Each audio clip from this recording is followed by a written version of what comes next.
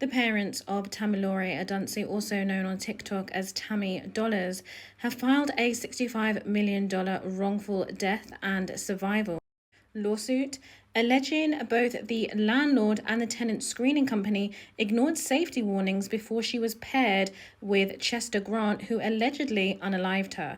I have covered this story since it first broke. I've covered this case, and I will continue covering it until the family have justice, and I am so pleased that they are suing both the landlord and the tenant screening company. Let's get into this in more detail.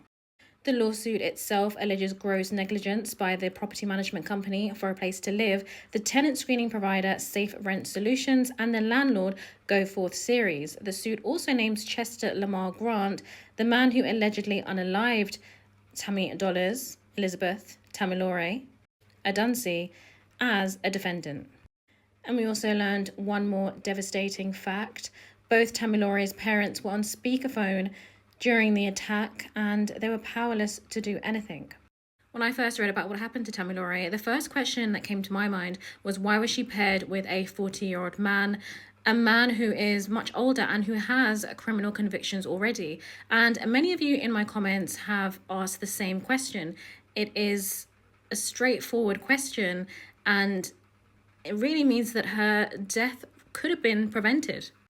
Lawyers representing the family had the same exact question. Attorney Jonathan Cox said this is not someone who she chose to be roommates with. They placed him with her, and even when Tammy reached out to them to let them know there was an issue, they did nothing. But the property manager had previously been warned that she did not feel safe around Grant, a 40-year-old man, as I said, with a known history of DV convictions. Just days before her death, he assaulted her in their shared apartment, pouring liquid on her and knocking her phone out of her hand. Elizabeth filed a police report and asked her property manager to schedule a Zoom meeting involving her parents and Grant. That meeting was scheduled, then abruptly cancelled hours before the murder. On April 26, 2025, Elizabeth returned home from her final clinical session. Still shaken, she called her mother and father in London and asked them to stay on the phone with her while she entered the apartment. Within minutes, they heard a confrontation begin, then screaming, and then silence. Your home should be a place of relaxation, where you feel safe, a place of comfort. And the fact that she asked her parents to stay on the phone tells you everything that you need to know, how she was feeling, sharing her place with Chester Grant.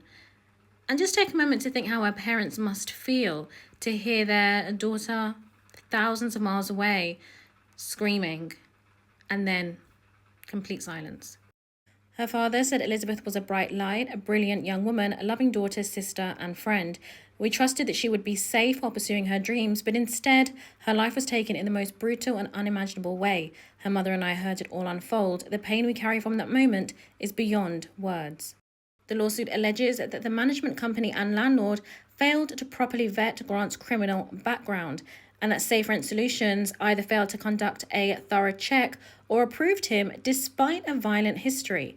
The family contends that Elizabeth's death was preventable and that multiple institutions failed her.